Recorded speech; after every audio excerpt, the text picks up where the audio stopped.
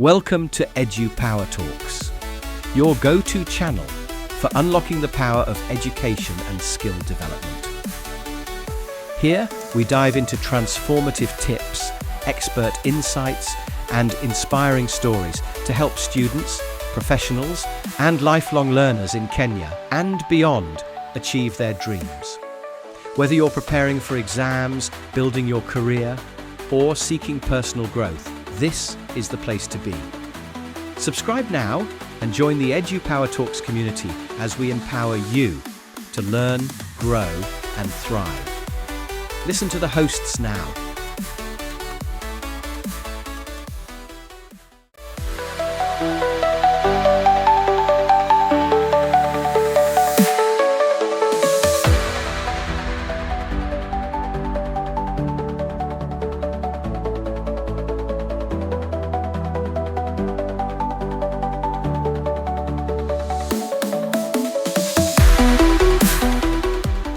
All right, new job jitters. We've all been there. Congratulations on landing that amazing opportunity. We're diving deep today into setting yourself up for success in those crucial first 90 days. It's such a pivotal time. You think of it as building the foundation for your entire experience at the company. Okay, so let's unpack this. Everyone talks about first impressions, but what does that really mean beyond showing up on time and looking presentable? Yeah, it's about sending the right signals. Punctuality and appropriate dress are a given, yes. But active listening is huge. It shows you're engaged and eager to absorb everything. Right. I remember when I started my first job out of college, I was so focused on proving myself, I barely stopped to ask questions. Looking back, I probably missed out on some key insights. Yeah, it's a common mistake. People want to hit the ground running. But those early weeks are all about absorbing information. So take detailed notes, especially when your manager explained key processes. I even recommend creating a cheat sheet, for the 3 most common tasks you'll be doing each day. That's brilliant, a little quick reference guide to help you navigate those initial hurdles. So we've got note-taking down, but what about really understanding the expectations of the role? It's got to be more than just the job description, right? Absolutely. Have that in-depth conversation with your manager early on, not just about daily tasks, but about how your success will be measured. Those all-important key performance indicators, or KPIs as they're often called. Ah, yes, the dreaded KPIs. Okay, for those who haven't encountered this term before, could you break down what KPIs actually are? Of course. KPIs are basically the specific metrics your manager will use to assess your performance. They vary widely depending on your role. For a salesperson, it might be revenue generated. For a developer, it could be lines of code written or projects completed on schedule. It's crucial to know what your KPIs are and how they're calculated so you can, focus your efforts effectively. That makes perfect sense. It's like having a roadmap for success, knowing exactly where you need to go and how to get there. Now, speaking of roadmaps, how do you suggest navigating the company culture? It's like this invisible force that can make or break your experience. This is where observation is key. Pay attention to how people interact, how decisions are made, what the unwritten rules are. Don't be afraid to ask questions about company norms. Something like, what's the best way to communicate urgent issues? Or what are some successful projects I could learn from? It shows you're proactive and want to fit in. Right, and I imagine attending those social events, even if they feel a bit awkward, can provide valuable insights into the company culture. Absolutely. Observe how people behave outside of work, what they talk about, how they interact. It can be very revealing. Okay, I'm starting to see the bigger picture here. It's not just about doing the work, it's about understanding the ecosystem you're operating in. But how do you go beyond just fitting in and start making a real contribution in those first 90 days? Isn't there a risk of overstepping boundaries? It's a delicate balance, for sure. You don't want to come in with guns blazing, trying to revolutionize everything. Right, like suggesting they ditch their entire filing system on week 1. Probably not the best move. Probably not. But you can start identifying small ways to contribute. Pay attention to the challenges your team is facing. Maybe offer to help with a time-consuming task or research a topic they're struggling with. So it's about showing initiative without overstepping. Exactly. Demonstrate your value by being a helpful and reliable teammate. Those early wins will build trust and create opportunities for greater contributions down the line. This is great advice. I wish someone had told me all this when I was starting out. I'm already feeling less anxious just thinking about those first few months. But I'm sure a listener out there is wondering, how soon is too soon to start suggesting new ideas or improvements? That's a great question. And I'd say it really depends on the company culture and your relationship with your manager. Right. Some workplaces are more open to feedback than others. Exactly. In general, it's best to err on the side of caution in those early days. Focus on building trust and understanding the company's existing systems before suggesting major changes. So maybe save that groundbreaking proposal for a few months down the line when you've established yourself as a valuable asset to the team. Exactly. Okay, we've talked a lot about understanding the company and the role, but let's shift gears and talk about something a little more personal. How do you suggest dealing with the inevitable feeling of information overload that comes with a new job? That feeling is totally normal. Yeah. It's like drinking from a fire hose in the beginning. The key is to not let it paralyze you. I remember once starting a new job where they had this incredibly complex software system, and I felt completely lost for the first few weeks. We've all been there. The key is to break down the learning process into manageable chunks. Instead of trying to master everything at once, focus on one key area each day. So maybe spend Monday learning the ins and outs of that software system, Tuesday mastering the filing process, Wednesday tackling email etiquette. Exactly. And don't be afraid to ask for help. Your colleagues would much rather clarify something than have you make a costly mistake because you were too afraid to ask. Right. It's much better to ask a silly question than to make a silly mistake. So notes, cheat sheets, and asking for help, all great strategies for managing that initial information overload. Absolutely. And remember, it's a marathon, not a sprint. It takes time to absorb everything and become truly proficient. So be patient with yourself and celebrate those small victories along the way. Speaking of celebrating victories, let's move on to another crucial aspect of those first 90 days, integrating with the team and building relationships. This is where your personality can really shine. Take the initiative to introduce yourself to colleagues, participate in team meetings, and even attend those optional social events. Okay, but what if their idea of team building involves trust falls, or even worse, karaoke? I'm not sure my vocal cords could handle that kind of pressure. I hear you. It's about finding that balance between being authentic and adapting to the company culture. You don't have to be the life of the party, but being present and engaging goes a long way. So maybe skip the karaoke solo, but definitely chat with colleagues and show genuine interest in what they do. Exactly. And remember, building relationships takes time. Don't expect to be best friends with everyone on day one. Small steps, consistent effort, and maybe a few shared laughs over lukewarm coffee at the office kitchen. Got it. You got it.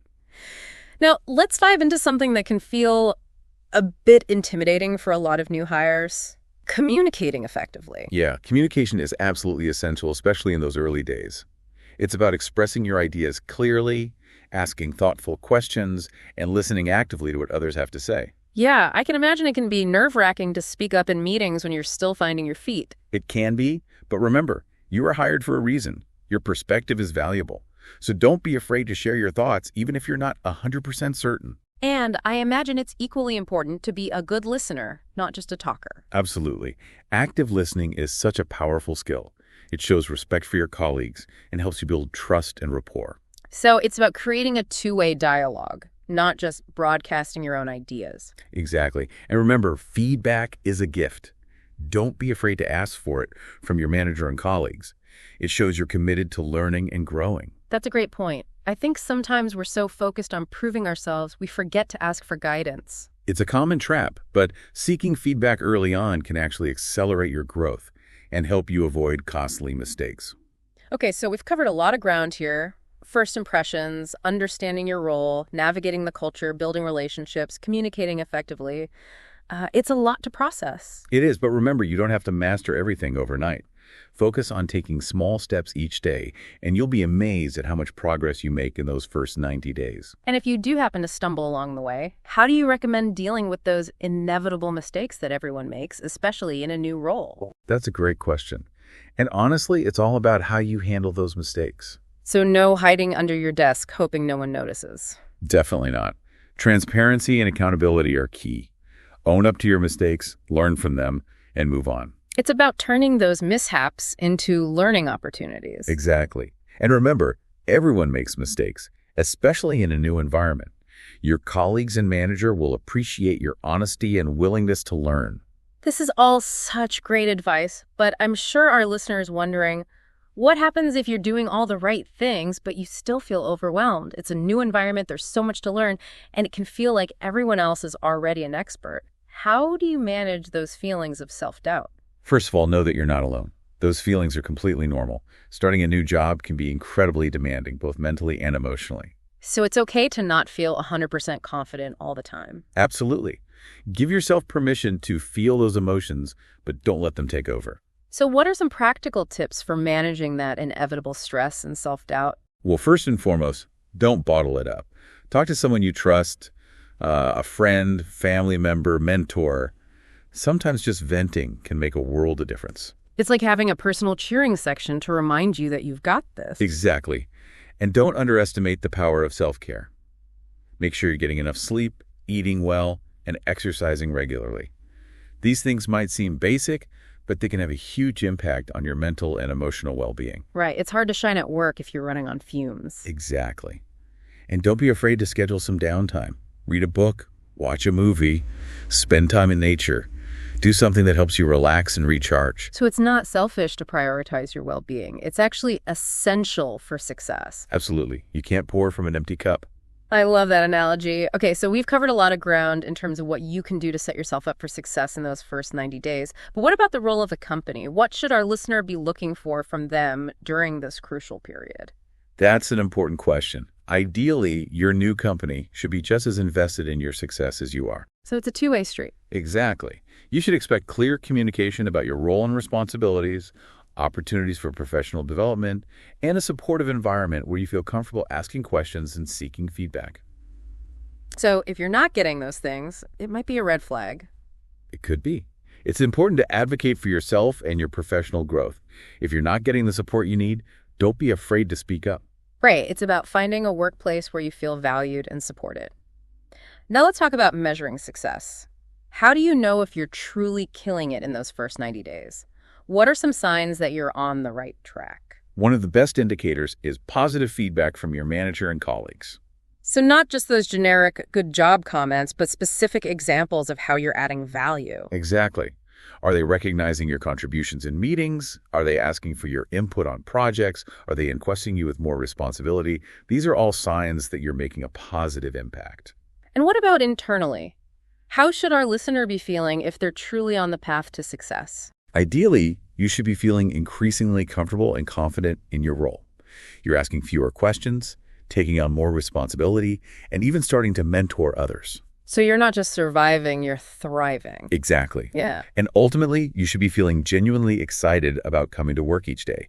You're engaged, you're challenged, and you're contributing to something meaningful. That's the dream, right? To not just have a job, but to have a job you love. Absolutely.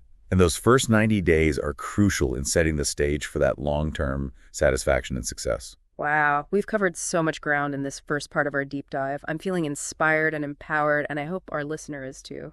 But we're not done yet. In our next segment, we'll be exploring how to not just succeed in those first 90 days, but how to actually shape the kind of experience you want to have at your new company. I'm excited to dive into that. It's all about taking ownership of your career and creating the path you want to follow. Stay tuned, everyone. We'll be back after a short break. Welcome back. We've laid the groundwork for success in those first 90 days, but now let's talk about how to go beyond just surviving and start truly thriving. I love that idea, thriving. It's not just about checking boxes. It's about making this new role your own. Exactly. So how do you create the experience you want to have? It starts with clarity. What are you hoping to gain from this job? What kind of impact do you want to make? So even before you walk in the door, have a vision for what you want to achieve. Yeah, it doesn't have to be a rigid plan, but having a sense of direction will guide your decisions and actions. Okay, so I've got my goals in mind. Now, how do I actually make them happen within the company's structure? Remember all that observation we talked about earlier? That's where it pays off. Pay close attention to the company's priorities, their challenges, and their areas for growth. Look for the gaps where your skills and interests can shine. So it's like a puzzle, finding where your unique piece fits in the bigger picture. Perfect analogy. You might discover an opportunity to streamline a process, improve communication, or even introduce a new initiative that aligns with your goals. That makes those optional social events even more important, right? It's not just about mingling, it's about gathering intel. You got it. Those informal settings can provide invaluable insights. You might overhear a conversation about a project that's perfect for your skill set, or connect with someone in a different department who could offer a fresh perspective. Okay, I'm seeing those lukewarm punch bowls in a whole new light now. But let's say I've spotted an opportunity. How do I actually go about suggesting an idea or volunteering for a project without stepping on toes? Timing is everything. In those first few weeks, focus on proving your reliability and competence in your core responsibilities. Build that foundation of trust before branching out. So maybe hold off on that company-wide rebranding initiative until month 2. Right. Instead, look for smaller ways to demonstrate your initiative. Offer to take notes in a meeting, help a colleague with a time-consuming task, or research a topic your team is grappling with. Okay, so small wins build credibility, which then opens doors to bigger opportunities. But what if I'm feeling a bit lost? Like, I'm doing the work, I'm being proactive, but I'm not sure if I'm truly on the right path. Don't be afraid to have that conversation with your manager. Frame it as a desire to contribute even more effectively. You could say something like, I'm really enjoying the work so far. I'm wondering if there are any areas where I could be even more helpful to the team. I love that approach. It shows initiative without coming across as demanding. And it opens the door for your manager to provide guidance and point you towards opportunities that align with your goals. Okay, so we've talked about shaping your experience from a work perspective, but what about the social side of things? How do you navigate those potentially awkward work relationships, especially if you're a bit introverted, like me? Remember, building relationships takes time and effort. You don't have to be everyone's best friend, but making an effort to connect with your colleagues goes a long way. So maybe skip the karaoke solo, but definitely strike up conversations in the break room, or offer to grab coffee for a teammate who looks stressed. Exactly. Small gestures of kindness and consideration can go a long way in building rapport. And those casual interactions can sometimes lead to unexpected opportunities or insights. You just never know. Okay, so we've covered setting goals, finding opportunities, building relationships. What about those moments when things just feel overwhelming? Starting a new job can be emotionally draining.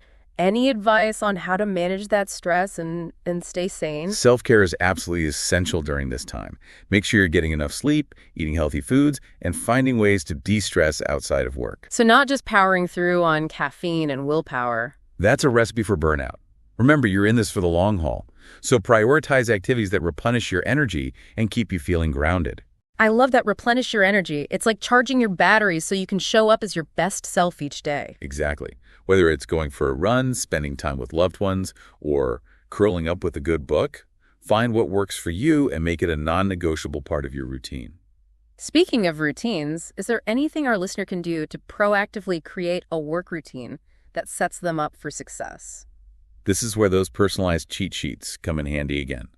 Don't just list tasks, schedule them. Block out time for focused work, but also schedule breaks for movement and mental refreshers. That's so smart. It's like building in those self-care moments throughout the workday instead of waiting until you're completely drained. Exactly. It's about being proactive and intentional with your time and energy. Okay, so we've covered a lot of ground here in terms of shaping your experience, but here's a question that's been swirling in my mind. What happens if, despite your best efforts, the company culture just isn't a good fit? That's a tough situation to be in. And honestly, sometimes it happens. It's important to remember that not every job is going to be the perfect fit. So what do you do if you find yourself in that situation? Do you just tough it out or cut your losses and move on? It's not always an easy answer. I'd say it depends on a few factors. How severe is the mismatch? Are there aspects of the job that you do enjoy?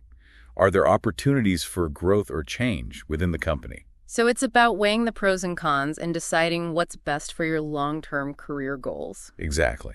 And remember, it's okay to change course if a job isn't the right fit. It's not a failure, it's a learning experience. This has been such an insightful conversation. I feel like we've really explored the nuances of not just surviving, but truly thriving in those first 90 days. I agree. It's about taking ownership of your experience, being proactive, and staying true to your goals. And remember, even if things don't go exactly as planned, it's all part of the journey.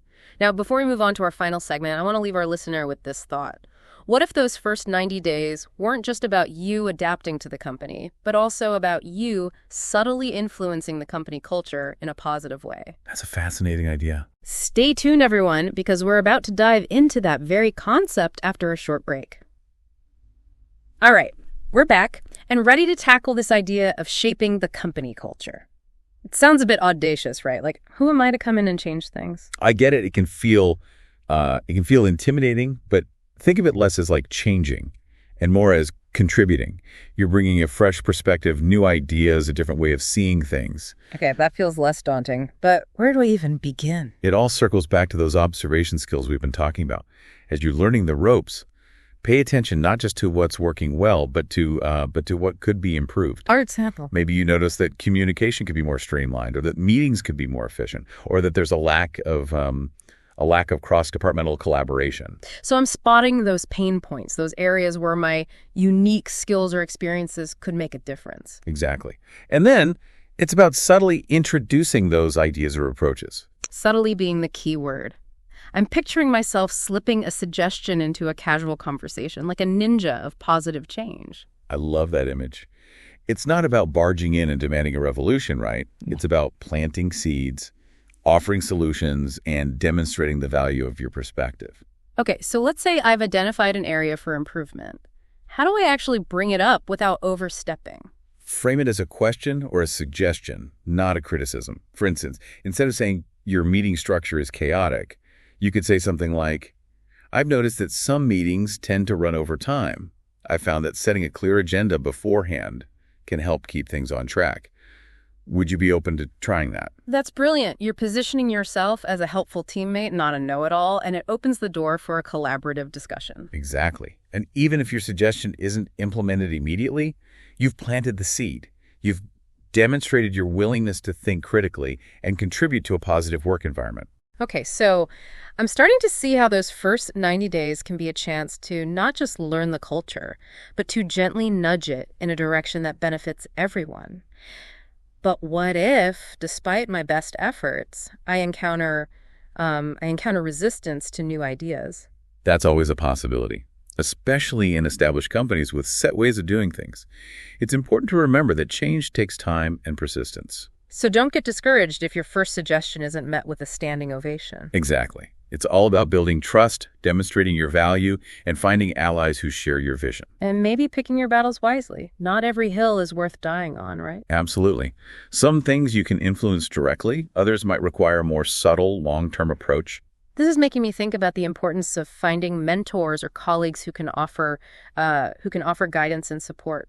Mentorship is incredibly valuable, especially in those early days. Seek out people who have navigated the company culture successfully and can offer insights and advice. So it's like having a guide through the uncharted territory of a new workplace. Exactly. A mentor can help you understand the unspoken rules, decode the power dynamics, and navigate potential challenges. This has been such an eye-opening conversation. It's like those first 90 days are so much more than just a probationary period. It's a chance to create the kind of work experience you want to have, to contribute your unique talents, and to even subtly shape the company culture for the better. I couldn't have said it better myself.